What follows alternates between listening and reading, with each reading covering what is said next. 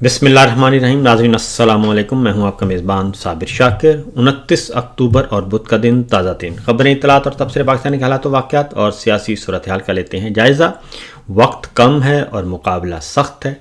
Army chief general Asim Munir साहब की मुद्दत मुलाजमत 3 साल पूरी होने में सिर्फ 29 दिन बाकी रह गए हैं और इन 29 दिनों में से भी आप 8 दिन निकाल दें, 21 दिन 20-21 दिन में बहुत कुछ होना है।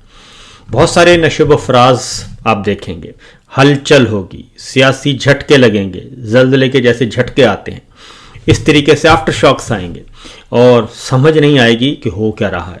लेकिन बंद कमरों में जो कुछ हो रहा है उससे कोई और वाकिफ़ हो या ना हो, लेकिन हम ज़रूर वाकिफ़ हैं और भी बहुत सारे लोग वाकिफ़ हैं।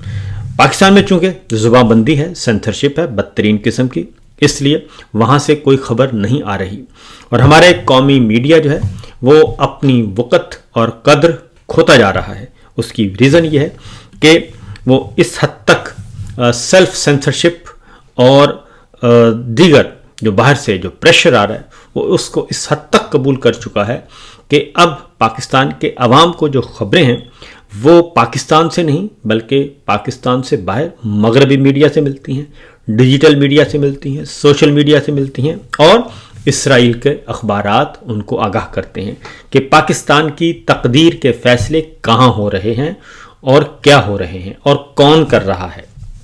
ये है इम्पॉर्टेंट क्वेश्चन। तो बहरहाल पहले ज़रा दाखिली सियासत के हवाले से बात करेंगे, क्योंकि इमरान खान साहब को जो जेल में बंद किया हुआ है उसकी रीज़न भी यही है और जो पिछले 3 साल से मुल्क में फिस्तायत बदतरीन किस्म की मुसल्लत है उसकी रीज़न भी यही है कि बंद कमरों में बहुत बड़ी बड़ी डील्स करने की कोशिश की जा रही है और हर तरफ जो है वो बाज़ार लगा हुआ है और धंधा ही धंधा चल रहा है। बहरहाल इमरान खान साहब ने कल जो उनकी मुलाकात हुई इमरान खान साहब की बहन की डॉक्टर उस्मा से, उसमें उन्होंने कुछ गुफ्तगू की, कुछ पैगामात दी हैं। पहले ज़रा वो सुन लीजिए, उसके बाद आगे बढ़ते हैं। 4 सदा खैबर और करक के जलसों में अवाम की भरपूर शिरकत कौम के शऊर और अपने हकूक़ के दिफा के अज़्म की अक्कासी है। ये कहना था इमरान खान साहब ने जब उनको बताया गया कि अवामी राब्ता मुहिम जो है वो चली है और वज़ीर आला खैबर पख्तूनख्वा ने 3 जलसे किए हैं और वहाँ से एक ही डिमांड आ रही है कि इमरान खान को रिहा किया जाए। उस पर उन्होंने ज़रा मुस्कुराया और मुस्कुरा कर कहा कि ये तहरीक जारी रहनी चाहिए और इसके साथ साथ उन्होंने जलसे के मुंतज़मीन को, शरका को, अवाम का भी शुक्रिया अदा किया और इसके साथ साथ जी उन्होंने कहा जी कि तहरीक तहफ़्फ़ुज़ आईन पाकिस्तान के साथ मिलकर हकीकी आज़ादी की तहरीर को मज़ीद तेज़ किया जाए। महमूद खान अचकज़ई और अल्लामा राजा नासिर अब्बास के बतौर अपोजिशन लीडर ताहाल नोटिफिकेशन जारी न करने पर उन्होंने तशवीश का इजहार किया और कहा कि मैं भी मुतालबा करता हूँ कि फौरी तौर पर सेनेट और कौमी असम्बली में कायदे हिज़्ब इख्तिलाफ़ के तौर पर महमूद खान अचकज़ई और सेनेटर राजा अब्बास साहब का नोटिफिकेशन किया जाए, क्योंकि एक नोटिफिकेशन स्पीकर कौमी असम्बली फॉर्म 47 ने रोका हुआ है और एक नोटिफिकेशन चेयरमैन सेनेट जनाब गिलानी साहब ने रोका हुआ है। स्पीकर साहब का ताल्लुक है मुस्लिम लीग नवाज से और चेयरमैन सेनेट का ताल्लुक है पाकिस्तान पीपल्स पार्टी से। तो इस तरीके से दोनों एक हैं, दोनों मुत्तहिद हैं, इत्तफाक और इत्तेहाद पाया जाता है और दोनों का पावर प्लग भी एक ही जगह पे है। लिहाजा वहाँ से हुक्म हाकिम है कि अभी नोटिफिकेशन नहीं जारी करने, लिहाजा नहीं किए जा रहे। तो इमरान खान साहब ने कहा कि आज एक बार फिर मेरे वकला, मेरी फैमिली और खैबर पख्तूनख्वा के वज़ीर आला को इस्लामाबाद हाई कोर्ट के अहकामात के बावजूद मुलाकात की इजाज़त नहीं दी गई और उन्हें वापस लौटा दिया गया, जो कि न सिर्फ बुनियादी इंसानी हकूक़ बल्कि अदालती अहकामात की भी खुली खिलाफ वर्जी है। मेरे खिलाफ बेबुनियाद मुकदमात की समातें भी अपने आखिरी मरहल में हैं, जिसके बाद मुमकिन तौर पर मुझे एक बार फिर कायदे तन्हाई में डाल दिया जाएगा और मैं पार्टी के तमाम कारकुनान और सीनियर वकला को हिदायत देता हूँ कि इस खुली तौहीन अदालत के खिलाफ फौरी तौर पर आला अदलिया से रजू करें और पिटीशंस दायर करें और इस तरह अलकादे ट्रस्ट केस में भी ताख़ीरी हदमों के हवाले से हिदायत करता हूँ कि उसके खिलाफ भी अदालत से रजू किया जाए और समात की तारीख लिए बगैर अदालत से बाहर ना आए और अदालतों के बाहर जाके पुरअमन एहतजाज करें। वज़ीर आला खैबर पख्तूनख्वा सोहेल आफरीदी के लिए انہوں نے کہا کہ میری ہدایت ہے کہ صوبے کی ضرورت کے مطابق خود اپنی مختصر کابینہ تشکیل دیں. میں نے کابینہ کے لیے کوئی نام تجویز نہیں کیا. سہیل آفریدی کے پاس اپنی مرضی کی ٹیم چننے کا مکمل اختیار ہے اور پارٹی سے متعلق تمام ہدایات و پیغامات صرف سیکرٹری جنرل سلمان اکرم راجہ کے ذریعے ہی جاری کیے جائیں گے تاکہ کسی قسم کی کنفیوژن یا غلط فہمی سے بچا جا سکے. اب یہاں پہ انہوں نے سہیل آفریدی صاحب کو مکمل اتھارٹی دے دی ہے. اب میں پوچھتا ہوں کہ پاکستان میں کیا کوئی ایسی سیاسی جماعت ہے, کیا کوئی ایسا سیاسی خاندان ہے, کیا کوئی ایسی سیاسی جماعت کا سربراہ ہے؟ زرداری صاحب ہیں, بلاول صاحب ہیں, نواز شریف صاحب ہیں, شہباز شریف صاحب ہیں, مریم صاحبہ ہیں, مولانا فضل الرحمان صاحب ہیں. کیا ان میں سے کوئی بھی پارٹی ہیڈ اتنی اتھارٹی کسی اپنے وزیر اعلیٰ کو دیتا ہے کہ جائیں اور جا کے اپنی مرضی کی کابینہ تشکیل دیں؟ کیونکہ ساری پرچیاں وہیں سے آتی ہیں اور یہ خاندانوں کی میٹنگ میں فیصلہ ہوتا ہے کہ کون وزیر بنے گا, کون مشیر بنے گا, کس کو فارغ کرنا ہے, کس کو نہیں. تو عمران خان صاحب نے یہ تاثر بھی ختم کر دیا اور ساری اتھارٹی جو ہے وہ سہیل آفریدی کو دے دی کہ آپ جائیں اور جا کے اپنی مرضی کی کابینہ تشکیل دیں. اور انہوں نے واضح کیا کہ سلمان اکرم راجہ صاحب کے علاوہ اور کوئی بھی پارٹی کا پیغام جو ہے وہ نہیں پہنچائے گا.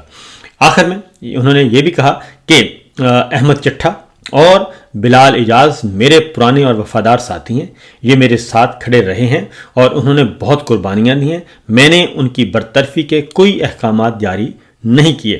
اس کا مطلب ہے کہ ابھی بھی پاکستان تحریک انصاف کے اندر کچھ ایسے عناصر ہیں جو اس طرح کی حرکتیں کرتے رہتے ہیں اور عمران خان صاحب کے نام پر اور غلط پیغامات آگے کنوے کرتے ہیں اور غلط نوٹیفیکیشن جاری کرواتے ہیں. تو یہ تو ہے پاکستان تحریک انصاف کی اندرونی صورتحال اور اس کے بارے میں عمران خان صاحب نے دیا پیغام. آگے بڑھتے ہیں. اگلی خبر ہے مریم صاحبہ, پنجاب کی سرکار, انہیں سمجھ نہیں آ رہی کہ وہ کیا کریں, کیونکہ ہر اچھا کام جو ہے وہ عثمان بزار صاحب, عمران خان صاحب, پاکستان تحریک انصاف کی حکومت خیبر پختونخوا میں کر چکی ہے, پنجاب میں بھی کر چکی ہے, ہر اچھا کام کر چکی ہے. کیونکہ نمائشی کام نہیں تھے, وہ میڈیا پہ اتنا خرچ نہیں کرتے تھے, اس لیے پتہ نہیں چلتا تھا لوگوں کو, اور جب تک میڈیا میں اشتہار نہ دیے جائیں, خرچہ نہ کیا جائے تو میڈیا بھی آپ کو پتہ پھر ہلتا نہیں ہے, اس لیے یہ مسائل تھے. اب ہر روز کوئی نہ کوئی ایک اسکیم جاری کی جاتی ہے, کوئی نہ کوئی نیا پروگرام, اور اس کو مریم نواز صاحبہ کا نام دے دیا جاتا ہے. لیکن بعد میں پتہ چلتا ہے کہ یہ کام تو آلریڈی پاکستان تحریک انصاف کی حکومت کر چکی ہے, خیبر پختونخوا میں بھی کر چکی ہے, پنجاب میں بھی کر چکی ہے. یہ تو صرف نام بدلا گیا ہے, وہ نام ہٹا کے اپنا نام لگا دیا گیا. ابھی ایک میرے سامنے ایک خبر ہے کہ مریم نواز راشن کارڈ کا اجرا کیا گیا ہے. اب مریم نواز راشن کارڈ کا اجرا جو ہے یہ تصویر لگا دی گئی اور راشن کارڈ جاری کر کے اس پہ نواز شریف صاحب کی تصویر اور اپنی تصویر لگا دی گئی اور پنجاب حکومت لکھ دیا گیا اور پتہ نہیں کیا کچھ لکھا ہوا ہے, اور محکمہ محنت انسانی حقوق وسائل فلاں فلاں اور کوئی 8-10 لوگوں نظر آ رہے ہیں, اور یہ جاری کر دیا گیا ہے جی. اور کہا گیا ہے کہ مریم نواز شریف صاحبہ کے مزدور دوست ویژن کے تحت ریلیف کی فراہمی کے لیے مریم نواز راشن کارڈ کا اجرا. اب یہ کر دیا گیا. اس کے بعد ہوا یہ کہ فی الفور میدان میں آ گیا جناب ایک اور کارڈ, اور وہ ہے گورنمنٹ آف پنجاب کی آفیشیل ویب سائٹ ہے. مریم یہ ہے وزیر اعلیٰ پنجاب چودھری پرویز الہی نے 100 ارب روپے کے پنجاب احساس راشن رعایت پروگرام کا آغاز کر دیا. اور یہ جب چودھری پرویز الہی صاحب تھے, عثمان بزار صاحب کیا ہے, اس وقت یہ جاری ہو چکا تھا. وزیر اعلیٰ چودھری پرویز الہی نے 100 ارب روپے کے پنجاب احساس راشن رعایت پروگرام کا آغاز کر دیا. یہ ہے وہ پروگرام جس کو اب مریم صاحبہ کا نام دے کے حقہ تازہ کر کے جاری کر دیا گیا ہے. اور اس پروگرام میں جو چودھری پرویز الہی صاحب پاکستان تحریک انصاف کی حکومت نے دیا تھا, اس میں خاندانوں کو, مستحق خاندانوں کو آٹا, دالیں, کوکنگ آئل اور گھی 40% سستا ملنا تھا, اور 80 لاکھ خاندانوں کے لیے 100 ارب روپے کی رقم مختصر کی گئی تھی 80 لاکھ خاندانوں کے لیے, اور مستحق خاندان رجسٹرڈ کریانہ سٹور سے 40% رعایت پر آٹا, گھی, تیل, دالیں خرید سکتے تھے. اب انہوں نے آ کے وہ کارڈ ختم کیا اور 80 لاکھ خاندانوں کو جو امداد مل رہی تھی وہ ختم کی, اور اس کے بعد یہ اب انہوں نے دوبارہ سے یہ کارڈ جاری کیا. اب ایک اس سے پہلے انہوں نے ایک اور کام کیا, اس سے تو وہ کمیونٹی نوٹ بھی آ گیا, ان کو وارننگ آ گئی ہے صوبائی وزراء, خواتین وزراء کو پنجاب کی, کہ تاریخ میں پہلی بار انہوں نے کہا کہ علماء کرام, ائمہ کرام اور مساجد کے جو خطیب ہیں ان کو دی جا رہی ہے, وظیفہ دیا جا رہا ہے. تو یہ وظیفہ خیبر پختونخوا کی گورنمنٹ سال 2018 سے اجرا کر چکی ہے اور 2021 سے مل رہا ہے, یعنی کہ وہاں پہ بھی 2 نمبری کی گئی اور وہ پھر کمیونٹی نوٹ بھی آ گیا. اب آگے بڑھتے ہیں اگلی خبر کی طرف جناب. یہ تو ہے اس طرح کے 2 نمبر کام کرتے رہتے ہیں اور ان کو سمجھ نہیں آتی یہ کریں تو کریں کیا. اس کی ریزن ہے کہ کوئی اچھا کام تو کیا نہیں. یہ تو زیادہ یقین رکھتے ہیں سڑکیں اور پل بنانے پہ, انڈر پاس, اوور ہیڈ اور اورنج ٹرین. اس کی وجہ کیا ہے؟ اس کی وجہ ہے کہ اس میں کھابے بہت ہیں, بے شمار کھابے ہیں, اور جو سڑک میٹرو کی جو سڑکیں اور موٹر وے کی سڑکیں جو بناتے ہیں وہ 1 روپے کی چیز جو ہے یہ بناتے ہیں کوئی 1000 روپے میں, اتنا فرق ہوتا ہے. تو لہٰذا اس طرف جاتے ہیں. یہ سارے چھوٹے چھوٹے کام کیے جا چکے ہیں. اگلی خبر ہے جناب, وہ ہے مراد سعید صاحب کے بارے میں. اور کیونکہ خیبر پختونخوا میں اس وقت سہیل آفریدی صاحب نے فل جوبن کے ساتھ وہ اپنا پروگرام, اپنا وزارت اعلیٰ کو چلا رہے ہیں, اور کور کمانڈر سے ان کی ملاقات ہو چکی ہے اور برف بھی پگھل چکی ہے. جو یہ کہا جا رہا تھا کہ جناب یہ تو پتہ نہیں کیا ہونے والا ہے, تو وہ ساری چیزیں اپنی جگہ پہ. لیکن دوسری جانب ایک خبر شیئر کی ہے شہزاد اکبر صاحب نے اور اس کی تصدیق بھی ہو گئی ہے, اور وہ ہے کہ سوات میں نجی ہوٹل پر ایک حساس ادارے نے باقاعدہ طور پہ چھاپہ مارا, اور چھاپہ بھی بڑا خوفناک قسم کا تھا. خوف و ہراس پھیلایا گیا, زد و کوب کیا گیا عملے کو. اور سوات کا یہ نجی ہوٹل ہے, اور جمعے اور ہفتے کی درمیانی شب یہ کام کیا گیا.